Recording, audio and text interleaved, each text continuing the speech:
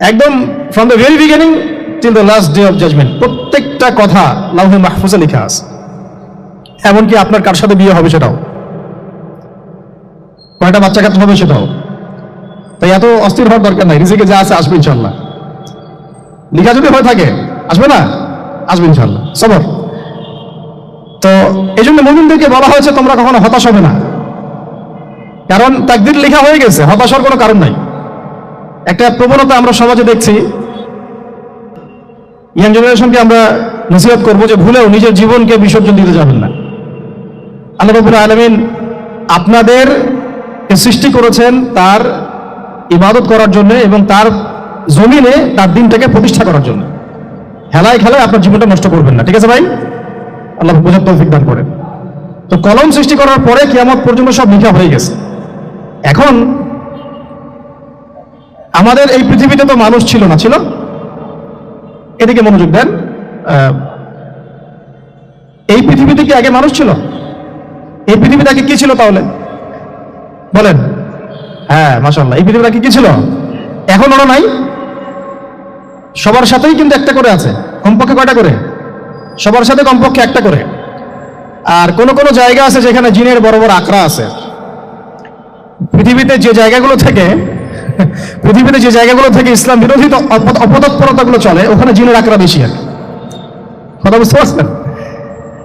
তো জিন জাতিকে আল্লাহ পাক ধ্বংস করে দিয়েছেন তাদের পাপের কারণে, আল্লাহ দ্রোহিতার কারণে, অবাধ্যতার কারণে। এখন আল্লাহ রাব্বুল আলামিন ইরাদা করলেন পৃথিবীতে আমাদেরকে সৃষ্টি করবেন, মানে মানুষকে সৃষ্টি করবেন। আল্লাহ পাক তার সমস্ত ফেরেশতাদেরকে একত্রিত করলেন। ঘটনাটা কিন্তু খুব ইন্টারেস্টিং। আমি জানি এখানে উলামায়ে কেরামও আছেন, তবে আমি সবার জন্য প্রযোজ্য হয় এমন কথা বলারই চেষ্টা করছি, কারণ অনেকে হয়তো এগুলো নাও জানতে পারে।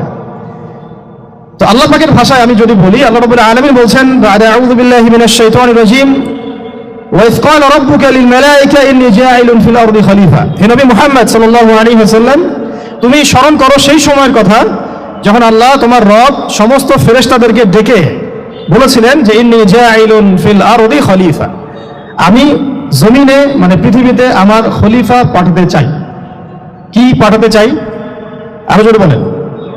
আল্লাহ পাক বলেননি পৃথিবীতে মানুষ পাঠাতে চাই, পৃথিবীতে নতুন কোনো মাখলুক পাঠাতে চাই। আমাদেরকে আল্লাহ পাক সম্মানের শব্দে সম্মানিত করেছেন, বিশেষায়িত করেছেন। আমাদেরকে বলেছেন আমরা আল্লাহর খলিফা, আমরা আল্লাহর খলিফা। এখন আমরা আল্লাহর খলিফা, কিন্তু পৃথিবীতে মানুষ খিলাফা শব্দ সহ্য করতে পারে না। হ্যাঁ, কি অদ্ভুত না? এটা কোরআনের কি শেষের দিকে আছে না প্রথম দিকে আছে? সূরা বাকারার একদম শুরুর দিকে 3টা 4টা 5টা পৃষ্ঠা উল্টালে দেখবেন এই একটা আছে। তো কোরআন তাহলে শুরু থেকে কখনো খুলেও দেখেনি সে ব্যক্তি। প্রমাণ হলো এটা যে খুলেও দেখে না, অথবা দেখলেও সে এড়িয়ে গেছে। আল্লাহ পাক আমাদেরকে বললেন যে পৃথিবীতে আমি আমার খলিফা পাঠাতে চাই। তাহলে আদম আলাইহিস সালামকে আল্লাহ পাক মুহাব্বতের শব্দে, সম্মানের শব্দে বিশেষায়িত করলেন। কি বলে? সুবহানাল্লাহ, সুবহানাল্লাহ। আর খলিফা কাকে বলে এটা আমি আপনাদেরকে বোঝাচ্ছি একটা দোয়া থেকে। এই যে গাড়িতে করে আমরা বাসা থেকে আসলাম বা যখন কোনো সফরে যাই, আমরা একটা দোয়া পড়ি, সুবহানাল্লাযী সাখখারা লানা হাযা ওয়া মা কুননা লাহু মুকরিনিন ওয়া ইন্না ইলা রাব্বিনা লামুনকালিবুন। এতটুকু তো পড়ি নাকি? বাইরে পড়তে হবে। বইমেলা এসেছি শুধু লেকচার শোনার জন্য না, ছবি তোলার জন্য না। আজকে জীবনটা পরিবর্তন করার নিয়ত করে যাইতে হবে, ঠিক আছে ভাই? বই প্রকাশ করা, ছাপানো, বিক্রি করা, লেখা, এর চেয়ে বড় কথা আমার জীবনটা ইলমের আলোয় আলোকিত করা। আমি বই লিখলাম ধরেন একটা, আমার মধ্যে সেই আমল নাই, লাভ নাই। লাভ আছে? আমি বই ছাপাইছি 100, 200, 500, 1000, আমি নিজেই আমল করি না, হবে? আগে আমল জরুরি। ইলমের সাথে আমলটা খুব বেশি জরুরি। আলেম তাকেই বলা হয় যে ইলম অনুযায়ী আমল করে। আল্লাহ পাক বলেন, লিমা তাকুলুনা মা লা তাফআলুন, তুমি এমন কথা কেন বলো যে আমল নিজেরাই করো না? কাবুরা মাকতান ইনদাল্লাহ আন তাকুলু মা লা তাফআলুন, আল্লাহর কাছে সবচেয়ে গর্হিত একটা অপরাধ তোমরা একটা কথা বলবা কিন্তু আমল করবে না। তো দোয়াটা মুখস্থ করবেন। এই দোয়ার নিচে একটা অংশ আছে, আল্লাহুম্মা আনতা সাহিবু বিস সাফারি। আমার কথাটা শুনেন, খলিফার অর্থটা বুঝেন। অনেকে তো অনেকভাবে ব্যাখ্যা করে আর কি। আল্লাহুম্মা আনতা সাহিবু ফিস সাফারি, আল্লাহ তুমি এই সফরে আমার সাথী। সফরে বের হওয়ার সময় দোয়া পড়ছি আমরা, আল্লাহুম্মা আনতা সাহিবু ফিস সাফারি, আল্লাহ তুমি এই সফরে আমার সাথী।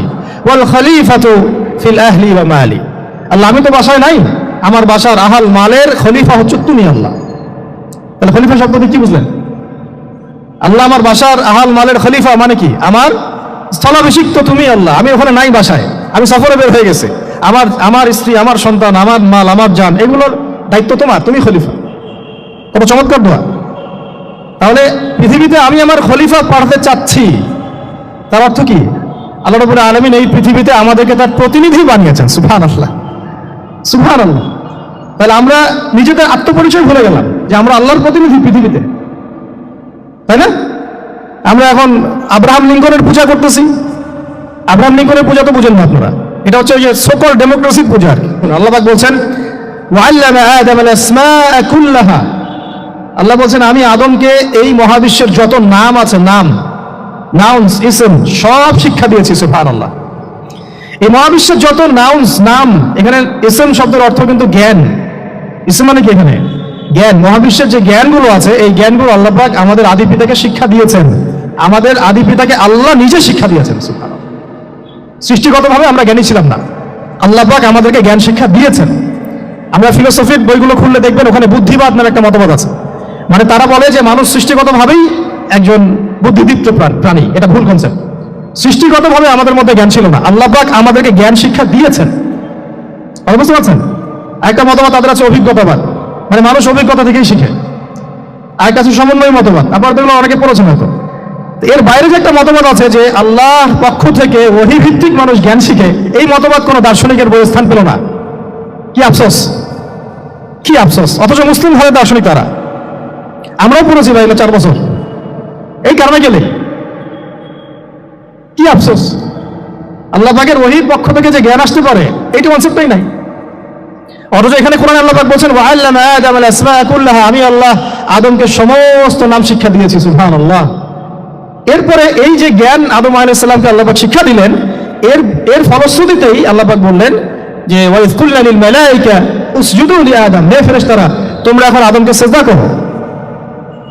কি ফেরেশতাদেরকে দিয়ে আল্লাহ পাক আমাদের পিতাকে সিজদা করালেন কিসের মানদণ্ডে? কিসের কারণে? জ্ঞানের কারণে। জ্ঞানের কারণে ফেরেশতাদেরকে আল্লাহ পাক বললেন যে এই নামগুলো বলে দাও তো তোমরা। তারা বলতে পারলো না। তারা বললো লা ইলম আল্লাহুম্মা লা ইলমা লানা ইল্লা মা আল্লামতানা, আল্লাহ আমাদের তো সেই জ্ঞান নাই, শুধু ওইটুকু জ্ঞান আছে যা আপনি আমাদেরকে শিখিয়েছেন।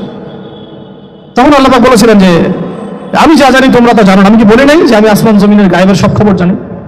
তখন আল্লাহ বললেন যে তোমরা সবাই সিজদা করো আদমকে। তাহলে আমাদের পিতাকে খলিফা করা হলো, জ্ঞান শেখানো হলো, আল্লাহ পাক নিজে শেখালেন, ফেরেশতার মণ্ডলীদের দিয়ে সিজদা পর্যন্ত করালেন। কিসের মানদণ্ডে? আরো আসতে বলেন। জ্ঞানের মানদণ্ডে। এখন যদি আমরা একটু প্রশ্ন ছুড়ে দেই নিজ নিজ বিবেকে, আমরা কি সেই ওহীর 10টা সূরাও শিখেছি? 10টা পারা কি পড়া হয়েছে কখনো? 10টা সূরারও কি অর্থ জানি? অনেকে তো 10টা আয়াতের অর্থ জানি না। আমরা কি সেই ওহীর 10টা হাদিস শিখেছি? তাহলে আমরা কোথায় সম্মান খুঁজতেছি? পশ্চিমাদের কাছে? বলেন। সত্যি সবচেয়ে আফসোস লাগে আমার একটা জিনিস, যে মুসলিমরা আমরা এখন আমাদের আত্মপরিচয় ভুলে যাচ্ছি। আর আল্লাহ পাক আমাদেরকে যেখানে সম্মান রেখেছেন ওইখানে সম্মান না খুঁজে আমরা অন্যের দাসত্বের সম্মান খুঁজতেছি।